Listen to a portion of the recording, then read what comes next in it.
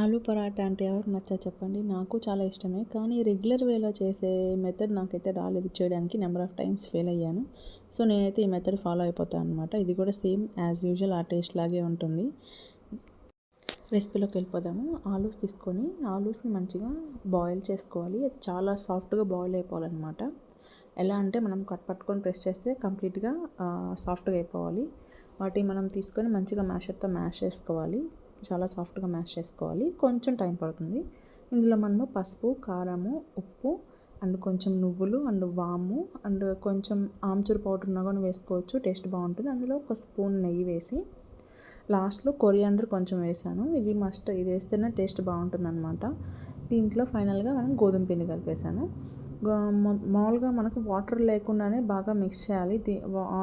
ఆలూలో water ఉంటుంది కాబట్టి మనకి ఆ వాటర్ కంటెంట్ కొంచెం సరిపోతుంది. సరిపోలేదు అనుకున్నప్పుడు కొంచెం లిటిల్ బిట్ వాటర్ యాడ్ చేసుకోవాలి. వాటర్ యాడ్ చేసుకొని నీట్గా చపాతీ పిండిలా కలుపుకొని పక్కన పెట్టేసుకోవాలన్నమాట.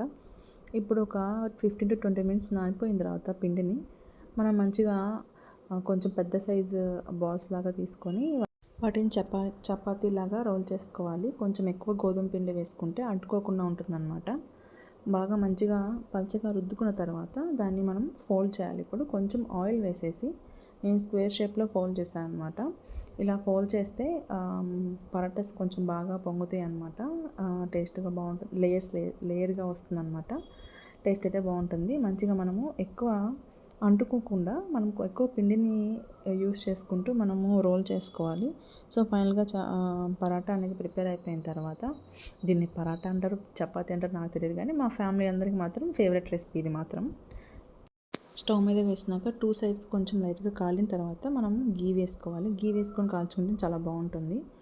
గీ వేసుకొని మంచిగా బోత్ సైడ్స్ కాల్చుకొని ఫైనల్గా మనకు కావాల్సిన కర్రీతో కానీ కర్రీ లేకపోయినా పర్లేదు, మనం కర్డ్తో తిన్నా కానీ చాలా బాగుంటుంది, లేదు ఉట్టి తిన్నా కానీ చాలా బాగుంటుంది అనమాట. ఎందుకంటే ఇందులో మనం సాల్ట్ అవన్నీ వేసాం కాబట్టి చాలా టేస్ట్ ఉంటాయి. కర్డ్ అయితే బెస్ట్ అని నేను చెప్తాను. చాలా బాగుంటుంది. రైతా అయితే బాగుంటుంది. కొంచెం టైం టేకింగ్ ప్రాసెస్ అయినా కానీ నీట్గా చాలా బాగా వస్తాయి అన్నమాట. సేమ్ ఆలూ పరాటా అయితే ఎలా ఉంటాయి ఒరిజినల్, ఇవి కూడా అలాగే ఉంటాయి. ఇంట్రెస్ట్ ఉన్న వాళ్ళు డెఫినెట్గా ట్రై చేయండి.